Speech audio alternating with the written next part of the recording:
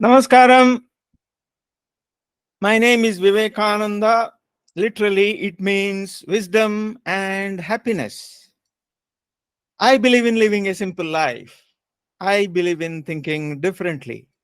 I am proud to share my belief with Steve Jobs and Leonardo da Vinci, who said, simplicity is the ultimate in sophistication. Through this YouTube channel, I aim to bring time tested wisdom and happiness together into your business and life by unifying, simplifying, amplifying technology, nature, and yoga. The name of my YouTube channel is Tech Nature Yoga. My hope is to bring clarity to people who are in the so called West and are looking for some guidance. Even if you are in a different part of the world, you might still find my effort worthwhile because much of the world today is westernized. I feel that it is my responsibility to share my understanding of karma, and I want to craft my destiny myself.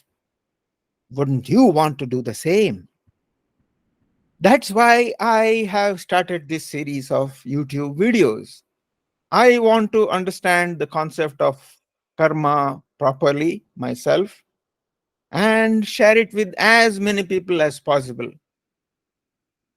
I find it particularly important these days because of the worldwide situation. Um, I hope to be useful in some way. My aim here is to facilitate discussion so that we all gain deeper understanding. What do I expect in return? Well, hopefully you will like and subscribe to my YouTube channel. The easiest way to contact me is through my website, wake-technology.com, where you will find multiple ways to reach me. Now it's time to introduce ourselves. Um, as I always say, please note that our audience may come across any episode of the series. Because of that, these introductions need to be repeated in every episode. Now, I have already introduced myself at the very beginning, so it's time for my guests today to introduce themselves. I shall call out each of your names. Please unmute your microphones and introduce yourselves. I would like you to limit yourselves to 1 minute each while answering the questions you see on the screen. The first question, I've said this before, what is your why? uh, because I want an answer to the question, why do you do what you do? I hope I have answered my question, why I do what I do, in my introduction. So, and lots of people have heard about Simon Sinek and his world famous talk about why. Um, okay, so now I'd like to spotlight each of you one by one. So I'll stop the screen share and here we go. Uh, Nidyaka, please. Thank you. By profession, I'm a IT developer. I also have a YouTube channel called Science of Spirituality. And the reason I want to do Science of Spirituality YouTube channel is because I want the world to understand that there is some mechanism that makes a spirituality work. I don't want, because there's the word, at least some people in the world think that spirituality is not real. And I think they are missing out a lot by thinking like that. So I am just trying to prove that there is a mechanism that makes spirituality work, and I'm calling it science. And it does work because a lot of people are benefited from it. I know there are people who have had bad experiences, but there are those people, like there are people in every field that have had bad experiences with something. There are fake people in every field. And let's not tarnish spirituality because we have had bad gurus or bad people who wanted to just make money or get some benefit out of it. But there is a lot of benefits to be gained from, if you find the right path, if you find the right spiritual way to, that will actually help you. So yeah, my YouTube channel is about science of spirituality, basically trying to prove to people that spirituality works and there is a reason how it works. There's some mechanics of it. Thank you. Llewellyn, please. Well, greetings. This is LA, as my friends call me, speaking from Canada's west coast on Vancouver Island. I came to this group because I'm inspired by Sadhguru's approach and because Vivek and I have mutually supported each other for years. I spent my whole career helping people decide what they should do, first through career counseling and then through business and career coaching. Today, I'm enjoying my retirement through study and discovering how to support Canadian Indigenous people as we move toward reconciliation. You can find my most recent website at arcticcarvings.com. Okay, we have done our introductions, so it's time for the pre-recorded video. I video record my presentation in advance so that I cover exactly what I want to cover within minimum time, without wasting your time. So the chapter that we are covering today is a bit profound. So there have been entire books written on the topic covered by this chapter. So I'm not going to cover the entire chapter today, only part of it, hopefully half of it. So there will be the remaining part we'll cover in the next episode. So anyway, so that is my preamble. So let me share the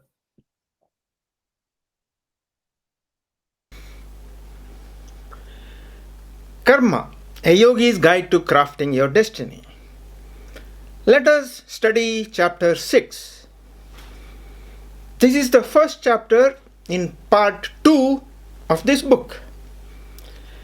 This is a rather profound chapter, and so I am covering it in 2 episodes so that we all can understand the concepts properly. Here is Karma Sutra. Karma Sutra number 6. Sutra is a Sanskrit word which means thread or a formula, depending on the context. It can hold a pearl or a gem when it becomes a thread, or it can become an easy to use formula when applied to a problem. Let me read this sutra for you. In losing awareness of self is the trap of karma. The hunter becomes the hunted. The architect becomes the bonded laborer. the creator becomes creation. A spider trapped in a web of its own making is a tragedy. First section of the book is called The Crippled Fox and the Generous Lion. Sadhguru starts off this section with a story. Let me narrate it for you.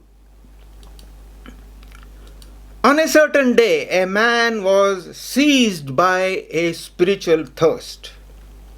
In those days, when you were spiritually thirsty, you went to the forest. Today, of course, that would be difficult, given that there are not many forests around.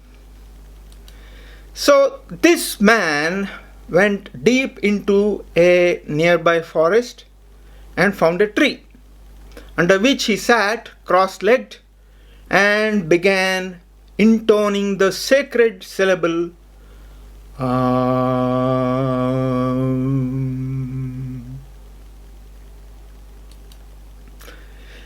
Now, you can do for only so long. After that, the stomach has its own arm, which asserts itself periodically. Each time his stomach growled, the man would go to town for a meal. He would then come back and resume his austerities. One day, he returned after his meal and sat down on a rock. He was about to resume his chanting when he noticed a fox. It had lost both its forelegs, but was still well fed and healthy. This struck the man as distinctly odd. In a jungle governed by the law of the survival of the fittest, it was strange to find a disabled but healthy animal. How had this fox managed to survive? The man looked at it with some surprise. After a while, he resumed his practices. That evening, while meditating, he heard a growl of a lion. He promptly forgot his arm and clambered up a tree. A lion came by with a large chunk of meat in its mouth. To the man's amazement, the lion walked up to the crippled fox, dropped it in front of him, and walked away. The fox began tucking into his dinner. The man looked on in disbelief. The same practice went on day after day. The man could not believe his eyes. A crippled fox being fed by a generous lion. This was a miracle. This has to be a message from God, he thought. What is God trying to tell me? He struggled with that question for a while. And then it dawned on him. When even a crippled fox was being fed in the jungle by a generous lion, why should he keep running to town in search of food? Surely God wanted him to trust he would be provided for, and wanted him to focus on what really counted, his spiritual practice. So the man changed his strategy. For the next 3 days, he kept up his arm practice without stirring from his spot. By the 4th day, he was considerably weakened. By the 5th, he could barely stay conscious. By the 7th day, he was gasping for life, caught in the throes of death. A yogi happened to be passing this way. Hearing these noises, he found the man and asked, "What happened to you? Why are you in this condition?" "Because a divine message came to me, I obeyed it. And see my plight," groaned the man. "What divine message?" And so the man related to the yogi the entire story of the crippled fox and the generous lion. "So tell me, yogi," gasped the man, "was this a divine message or not?" The yogi said, "Yes, of course, this was a divine message. But why did you choose to imitate a crippled fox rather than a generous lion?" And this is exactly what we have done to our understanding of karma. We have always had a choice between inclusive action and paralyzed volition, between intelligent dynamism and pathetic fatalism. Why do we so often choose the latter?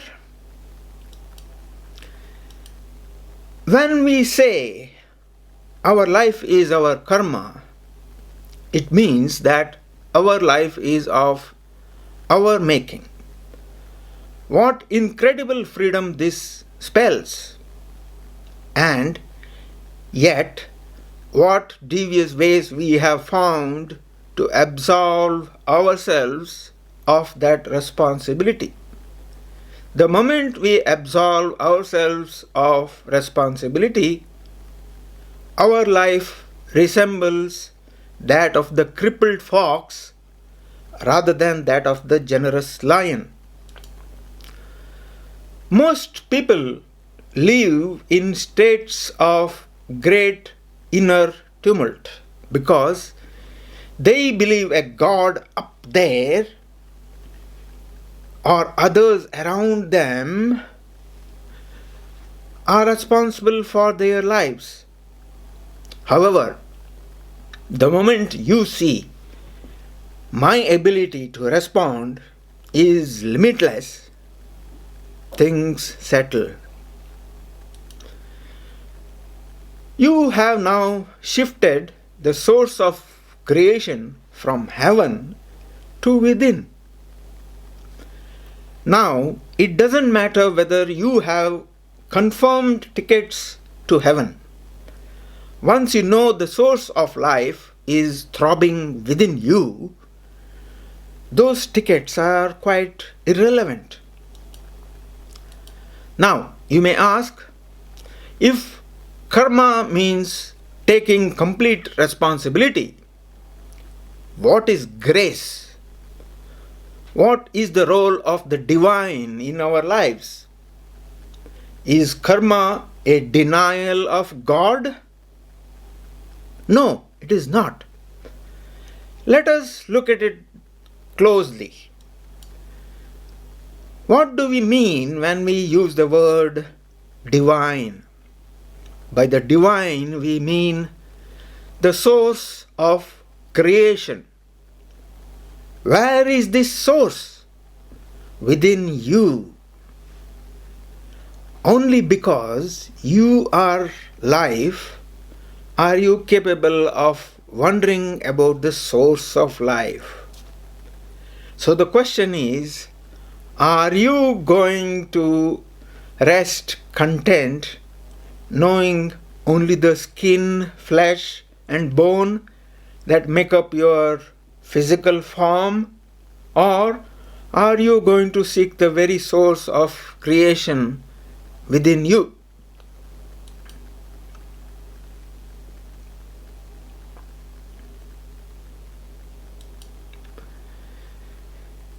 If you know only the physical, you will live in a particular way.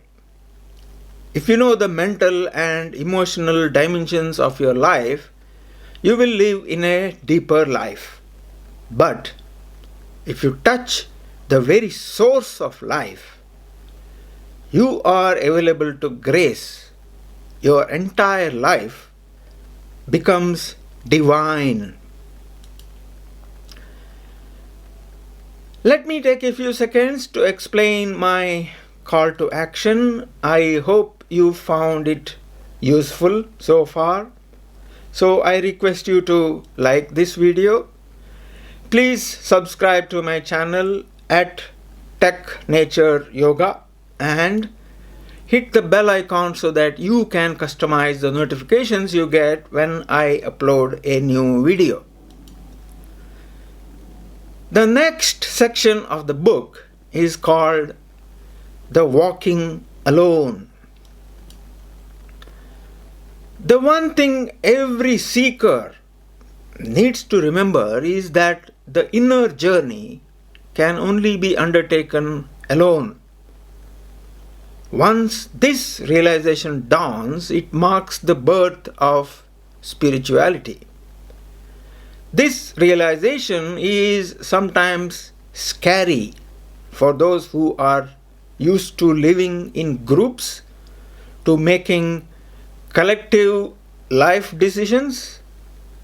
Yes, you can walk together in the outside world, but in the inner world, everybody walks alone. Karma cannot be distributed democratically. While there is a dimension of collective karma or kula vedana, there is also the allotted karma that every person has to work out. Whether it is worked out with meditation or love, with awareness or ecstasy, doesn't matter. The realm of individual responsibility exists and it cannot be evaded. As long as you consider yourself to be an individual, you cannot pass the buck. Your karmas are your own. For your reference, the term allotted karma was discussed in episode 5, The Great Karmic Warehouse. Let me take a few seconds to explain the call to action. I hope you find it useful so far. So I request you to like this video. Please subscribe to my channel at Tech Nature Yoga and hit the bell icon so that you can customize the notifications you get when I upload a new video. The next section of the book is called The Way Out of the Karmic Web. The yogic system tells us that every human being is composed of 5 bodies: the physical body, the mental body, the energy body, the etheric body, and the bliss body. Karma is primarily imprinted on the first 3 levels. If we address the first 3 levels, we can attain a state of extraordinary freedom from the karmic labyrinth. Many people speak of freedom, but have no clue that they are getting more and more deeply entrapped in their own karmic maze. Despite being gifted with the phenomenal levels of intelligence, they have forgotten the way out of this self-created web. In losing awareness of self is the trap of karma. The hunter becomes the hunted, The architect becomes the bonded laborer. The creator becomes the creation. A spider trapped in a web of its own making is a tragedy. Now, here is a story for you. On a sunny afternoon, Shankaran Pillai decided to go fishing. He took a case of beer to drink because it was a particularly hot day. As he waited to get lucky, he started sipping beer. Fishing is a patience game, but most people don't know how to wait. As Shankaran Pillai waited, he consumed can after can of beer. The afternoon wore on. The hot sun and the beer made him drowsy. All of a sudden, a big fish bit the bait and tugged at his fishing rod. A drowsy Shankaran Pillai, who was sitting at the very edge of the river bank, slipped and fell over into the water. A small boy and his father were passing by. The little boy turned to his father and said, "Daddy, look! Is the man fishing the fish? Or the fish manning the man? Look at your own life and answer this question as honestly as you can. Are you running your own life, or is it running you? You have pursued so much of your well-being, your home, your business, your car, your spouse, your child, your club membership. But look back now and see.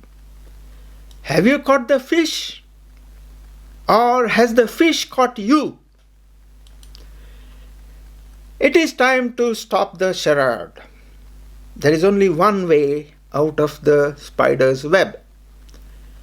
And it is the age-old journey from unawareness to awareness, from compulsion to consciousness, the journey known to the greatest yogis and mystics all over the world. The journey back to who you are. I thank the viewers who have been watching. Since you have been watching so far, it means you are getting some value out of this video. So let me take this opportunity to request you to like this video. Please subscribe to my channel at Tech Nature Yoga and hit the bell icon so that you can customize the notifications you get when I upload a new video. The book is available in multiple formats and multiple languages: English, Hindi, German, French, Spanish, Italian, Russian, etc.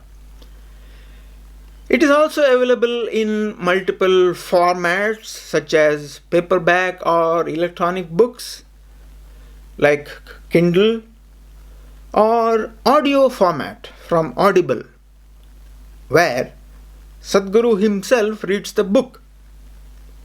You would find the links to these in the description of this video on YouTube. It is time for our discussion. Here are the main topics we covered in the presentation.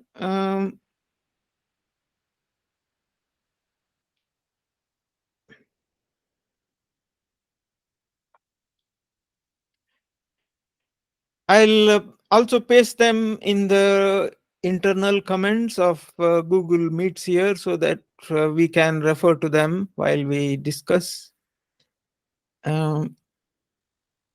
So, who wants to start?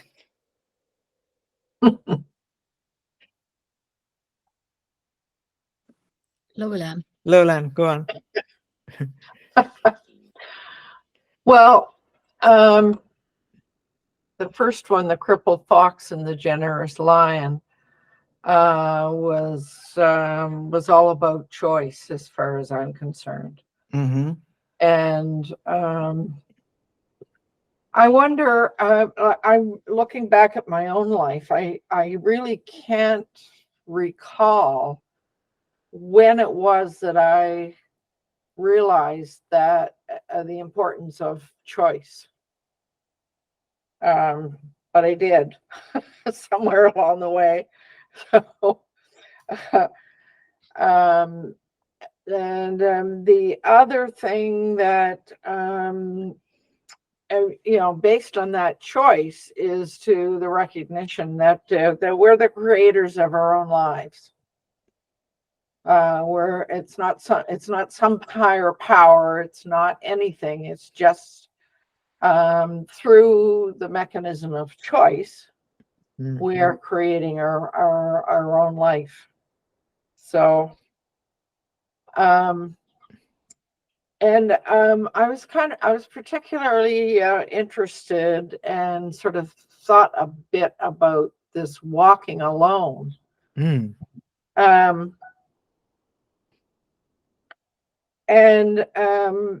I guess for myself, I discovered a couple of ways to be able to, delve into myself. And I guess it's really determining who you are, who am I?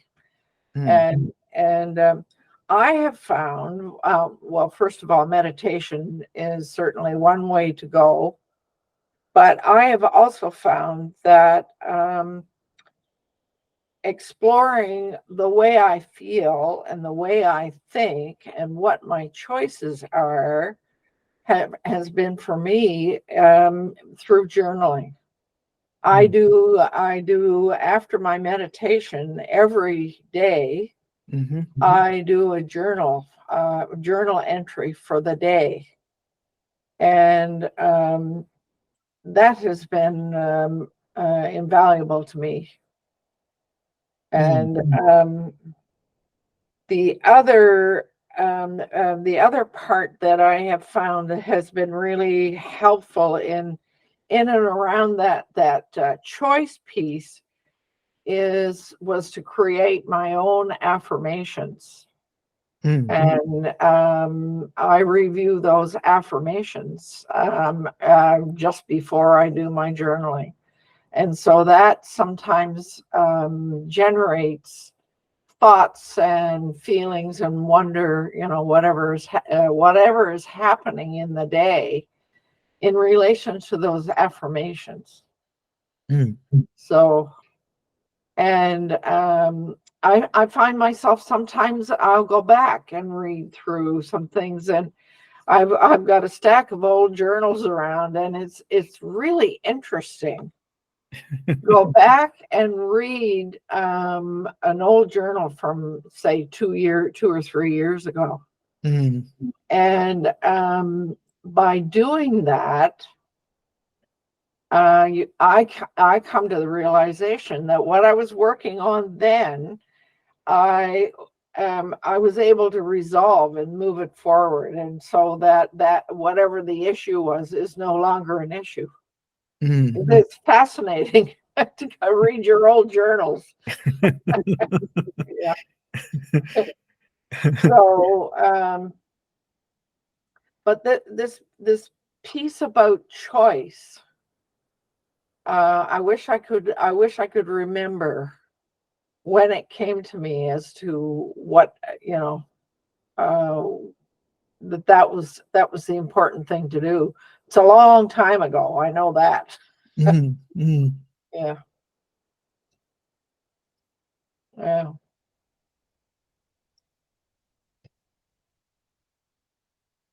So, what do you think of he talked about the grace and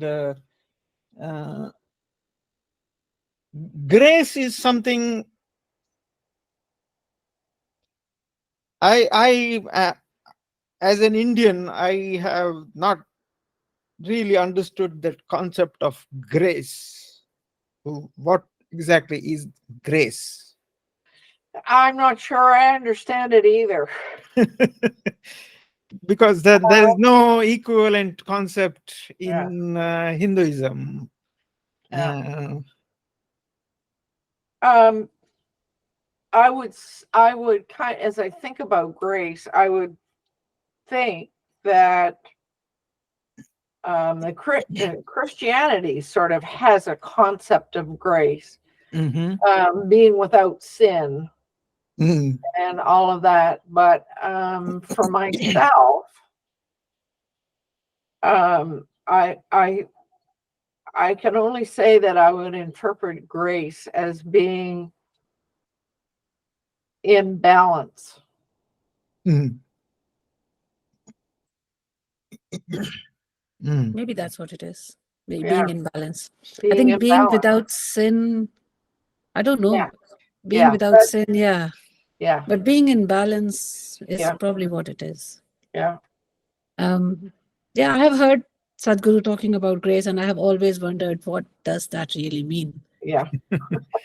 But when I started doing my meditations like Sadhguru, and I started doing a lot of, well, not a lot, but a lot for me, you know, I'm in my meditation room for hours, as my husband says. So I know I do a lot for as far as my abilities go. For that, I do a lot. I have felt it in that I've not felt any divine thing, but I have felt my life drastically changed. It has, and why else would I do something, right? Why would I devote so much time to something if it did not change my life? So it has, and I think that's what probably is grace. What it has done to me, the way I feel has changed. The life around me has changed slowly. It has slowly, not it, but it has. Because when people start seeing that you are a different person, people start being different to you. But that takes a lot of time. First, you have to be different, and they have to see it for a consistent period of time that you are different, and then they start change their attitude towards you. It takes time, and sometimes they never change because that all is different. But I have seen, and I have always been a very, at least in my own heart, I always wanted to do the right thing, to be sincere person, the hardworking person, the really trying to do good, and all that, really trying to always, trying to be doing the right thing. But meditation, in spite of trying to be like that, I know I made mistakes. I know I have, in spite of trying to do the right, I have done not right sometimes. In spite of trying so hard, wanting to be doing the right thing, and still you end up doing something maybe to hurt someone, or not being the right thing that needed to be done. I didn't do that. I did the wrong thing, whatever. I know it. But once you start doing the meditations and all that, it just changes you, and you kind of start I don't know what happened. I don't know, but I have changed. I don't make those mistakes that I used to. I have more control over myself. I still sometimes feel awful. I sometimes still get anxious, but it's not as much as I used to. I remember there were times when I was like very, I had difficult times. Went through difficult times. My sister passed away, who was very young, younger than me actually, and lot of difficulties, and you start thinking about worrying about your parents, problems in the job, problems in dealing with in-laws, lot going on, right? Taking care of a young child, everything. And I did definitely go into depression, anxiety, and that's how there's no divine call that comes to you, start meditation, right? You go through difficult times and then you think, I need to heal myself. I need to do something. I can't just lounge around. I have to take care of a child. I have to take care of this. I have to take care of life, right? And I have to first take care of me, and only then I can do other things. And that's how I started doing meditation. That's how I started getting into it. Definitely. And I think what else could be grace? I think I regained my balance. I have. I think that must be it. So, yeah. My question was about the losing awareness of self. Hmm. By that self, do they mean that self that Sadhguru talks about, like being one, you are one with the universe? Is that the self he's talking about? What's losing awareness of self? What does that self is he talking about? Hmm. That's an interesting question. What self is it? I think he is talking about people who do things because they have done the same thing for so many years. They don't know why they do it. They have lost the reason why they do it, but they continue to do it. It has become more of a compulsion. It is Yeah, their habit. just reacting. Yeah. Yeah. I suppose it's emotional reaction, right? Mm. And I think that's what he's talking about that here. So are we aware of ourselves or are we not aware of ourselves? Like Uh, normal people. I mean, at work, I come across lots of people, and some of them I see they are not aware of what actually they are doing themselves, and I can see that.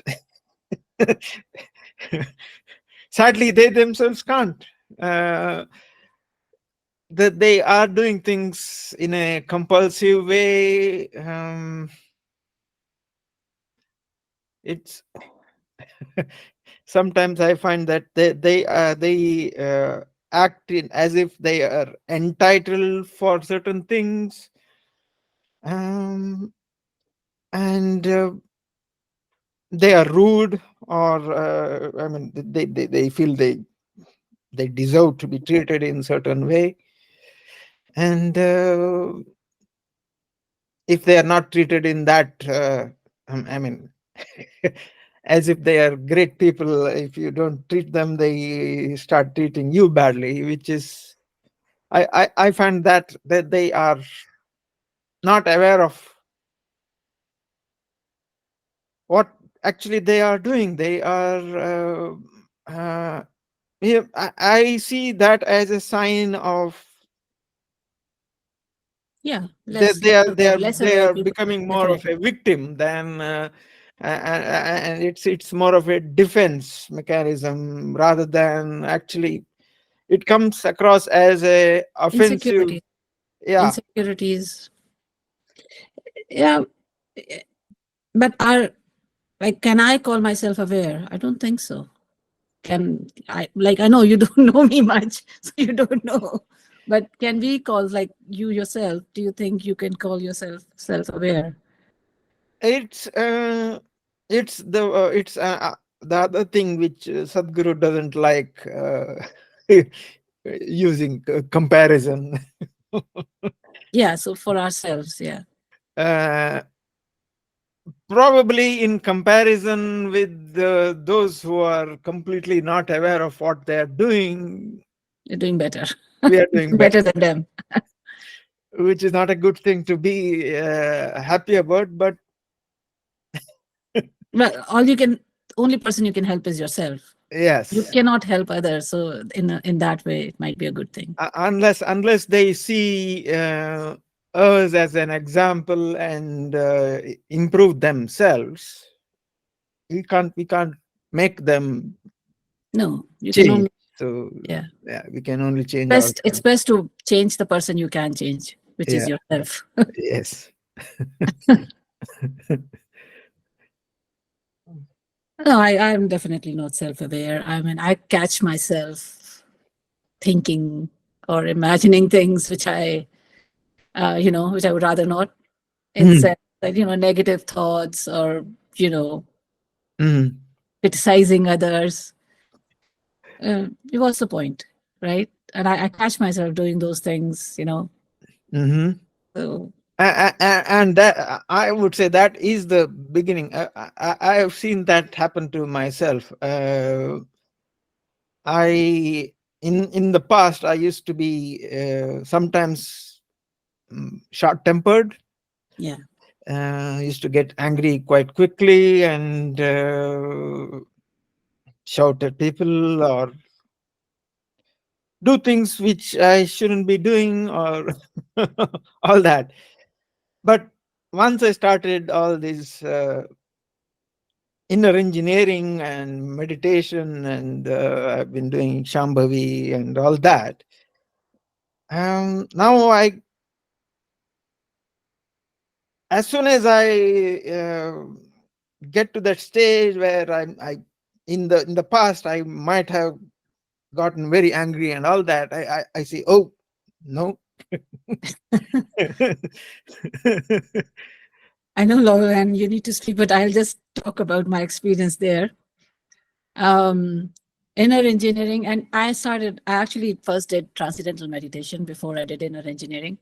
Mhm, And as soon as I started meditation, very quickly, within a few months of starting meditation, uh, transcendental meditation, and also after inner engineering, then I gave up transcendental meditation and I stuck to inner engineering, Shambhavi. As soon as I started meditation, actually, I started getting angry. Before that, I was the person who used to bottle up, not say mhm, anything, keep quiet, be the nice person, or not even nice, just, it's not that it doesn't show, it does show, but that you don't like something, but you don't stand up for yourself. I was that person, right? You don't stand up for yourself. You don't say that, no, this is wrong. And when you don't say that, it happens more, right? People think that they can do more to you, more mhm, bad to you. And mhm, as soon as I did the meditation, transcendental meditation, within a few months, I was like really getting angry. I was like, ooh, I was like, I can't stop myself. I'm getting angry. I was one who never got angry. I got depressed, I got anxious, but I never got angry. mhm, And I was like one of those people who thought, how do people get angry? Because I never got angry. I, like explosively angry. Never, mhm, never. How can people not control themselves? Because I always did. And after this, I was like, oh, I was exploding. I had been situations like, I think those situations needed that. And because when people take you granted for a long time, then you need an explosion to stop that. How do you stop otherwise? mhm, I was exploding, exploding for a long time. And then everything just said, because others also realized, and I also realized that this is not right. I can't continue doing that. I also stopped because I said, I could have continued, but I said, no, I'm not going to do that. Don't want mhm, to become that person, right? So, but, it was a very different experience for me. For me, everyone says that they sleep less. Once I started doing the meditation, I slept so much. My sleeping increased. I probably wasn't getting the sleep. And so my body probably needed it. So I started sleeping a lot. I started getting angry a lot. And now it has all calmed down. So it's yeah, it's what you need. I think yeah, it's you like need to be a normal person. You don't, being angry is a part of being normal. yeah, it's There are like situations that need that. yeah, it's like when you put this may not be the correct analogy or example, but when you put dirty laundry into the washing machine and the washing machine starts cleaning, all the dirt comes out. Yeah. So when you look at it, at that point of time, if you look at the water coming out, you're saying, oh, is the machine Dirty. cleaning or is it making it dirty? Yeah. But it's coming out, so I mean, being washed away. So needed to come out. Yeah. yeah, so some of that bottled up thing yeah, that needs to, yeah, you're Needed right. to be addressed. Needed to Yeah, be. it needs to come out. It needed to come out, and yes, so probably that's why you had that. Yeah, it went on for some time. Actually, went on for a good amount of time, but then it stopped. Well, I find if I find myself getting angry, it's usually because I'm being judgmental. Yeah. Mm, I'm judging something.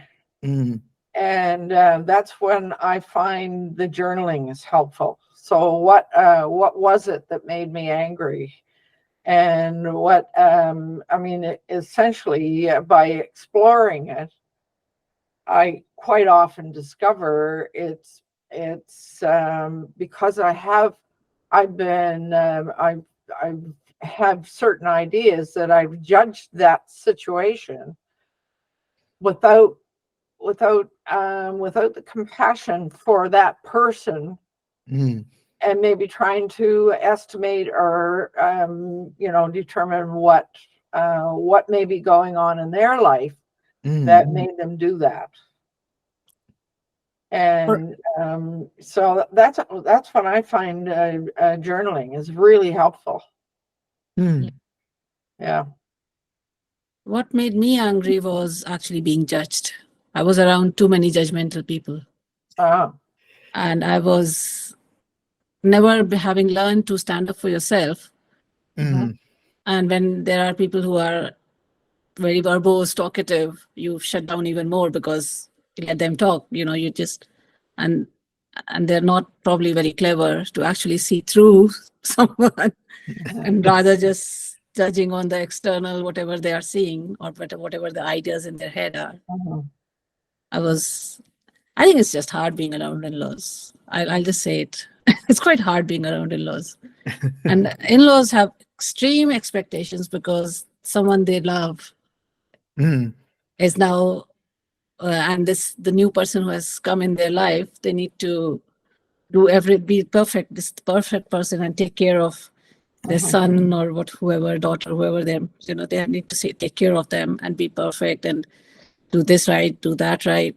And they're not seeing what their son is not doing, what not being critical of the son, but everyone is a human being. And I think mm, it's very hard to be around in-laws, and especially people who think they are like above other human beings themselves, because my in-laws are achievers, they are doctors themselves, they're quite achievers. And it's not that I'm not, I think I'm okay as well. They wouldn't have let their son marry me if they didn't think that I'm not an achiever myself. Not, but when you get to know someone, you want them to be this, that, cook, clean, cook, clean, and be perfect, and also be a replica of them, which I wasn't. They well, wanted, my mother-in-law is like, I did this, why are you not doing that? what is perfection? And not even mm, perfection. They wanted me to have their weaknesses, what they mm, have. I mm, should have same weakness as them. Why do I not get angry? Why am mm, I so, like this or like that? But I was not like that. So I think they wanted me to, it was hard. And I mm. was a completely very different They person. wanted you to be like them. My mother-in-law wanted me to be a copy of her, which I wasn't. I was actually quite opposite, very opposite person, Right. and it was hard. And so it was hard being around them. And she was a very explosive person herself, and my father-in-law is as well, both of them. They were quite, and especially when people think they're successful and Mm, achievers, or they've done this and they've done that. And they don't see what they have not done. It's not like I can't find any weaknesses in them. Like I can find a lot. But, out of respect or out of the situation you are in, you can't verbalize those things. Right? And when they're asking me to do things which I don't think it's right. mm, Like, for example, don't teach your son your culture. Your culture should not. mm. I didn't think it was right. Yeah. But, and there were a lot of things which I felt were not right. But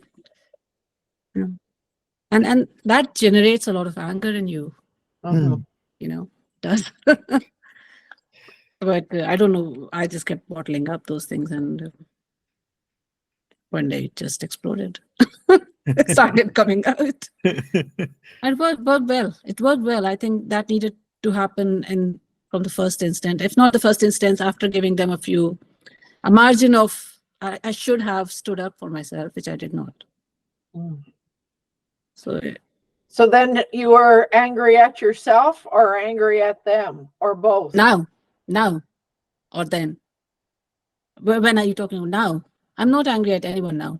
Right. But my father-in-law is still around. My mother-in-law passed away. Uh-huh. I try to keep my distance from my father-in-law. Mm. I just try to keep my distance. I'm not angry at him. I just think that although he's a big successful person, whatever he is, I do think he's quite, I have my own opinions. I try not to express them too much, but I just don't think that I want to take his advice, because I don't find their advice very good. Just because someone is older to me or someone has more experience than me, still it seems like they have not learned very much from life. It just doesn't look like that. So if you can't I am intelligent person, and I can't deny myself my own understanding of life. And I can't just keep taking other people's opinions when it does not reverberate with me. It does not sound right. Yeah. So, So that Do you think that's partially cultural, where sometimes we're brought up to feel as though we have to take direction from somebody else? definitely. Especially between generations. Yeah, Indian culture is a very family-oriented culture. Yeah. And you are taught to respect your elders, which I think is not a bad thing because they have more experience. Yeah. But I think we have taken it to an extreme level where, there can definitely be less intelligent people who are older than you. Yeah. Mhm. And there can be definitely more wise younger people. Mhm. And we have associated older people with intelligence or wisdom, Yeah. which they should have, but they don't always have. Yeah. It's And not always that. I agree there. Age does not really mean, wisdom. wisdom. It's sometimes they might not have learned the lessons, or they Just didn't, they just didn't learn. They just didn't.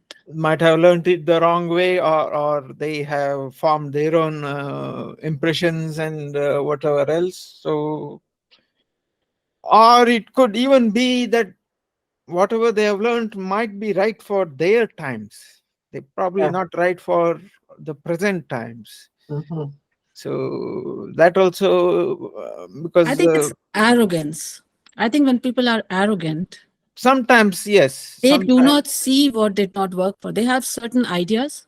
And even if they live their life with those ideas and those things did not work out for them, they still want to keep pushing that idea to the younger generations when it did not work for them. And someone in younger generation can totally see it did not work for them. Yeah. And they keep pushing it. At some point, there's going to be someone's going to rebel, right? As Sadhguru points out in so many of his videos, where he says the older generation often tries to teach the younger generation tricks and principles or whatever, what survival things, whatever they did. Even though they didn't work for them, they still want to teach it They still keep preaching it. They still keep preaching it. And some people are so short-sighted, or I think it varies. It varies. But I think most people are stuck in their ways, basically. Yeah. It doesn't matter if it works or not, but this is the right way. Yeah, there's a lot of people who are unable to handle or understand change, Mm, Oh, yeah. and we know that change is constant. It's yeah. the one thing in life that's constant, and there are various reasons for being unable to deal with change. One Mm, of them being fear. mm, Yeah. So Yeah. I think between generations, that's one of the things that creates that discomfort or that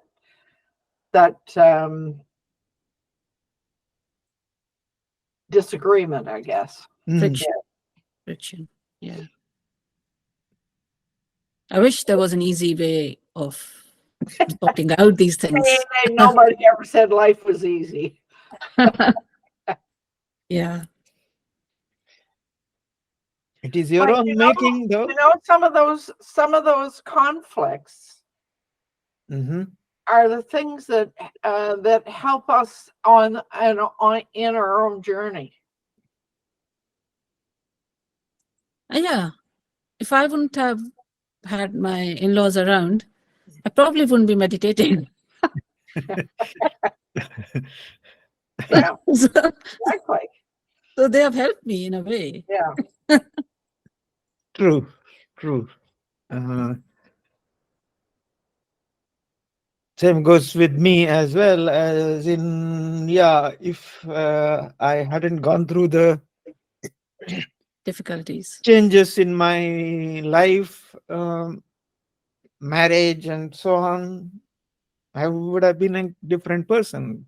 Mhm. So, yeah. But I would say all this inner engineering, Shambhavi, and all that has made me a completely different person. I don't know whether it has completely transformed me, because I still see some of my old things in me, good or bad, but probably still being transformed. Yeah. So, It's a journey. yeah. Okay. I'm looking at the clock. It is past 6 o'clock, so we have covered quite a lot today. And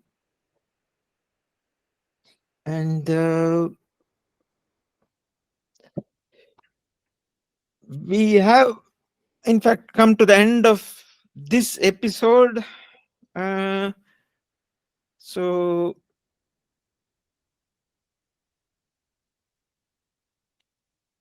next week we will continue the same chapter, the remaining parts, because in fact the next section itself is actually called Karma Yoga itself.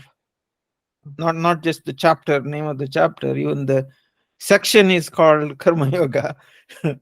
So I decided to split it into two, mainly because there have been whole entire books written only on Karma Yoga. So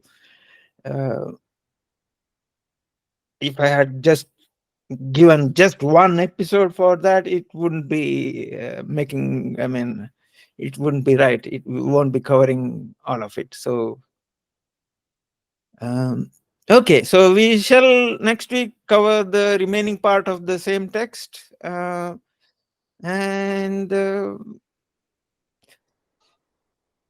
see you next week. Mhm. Namaste to all my relations, or namaskaram to all my relations. Yeah. Namaskaram to all my relations. Namaskaram to all my relations. We have to talk about this one day.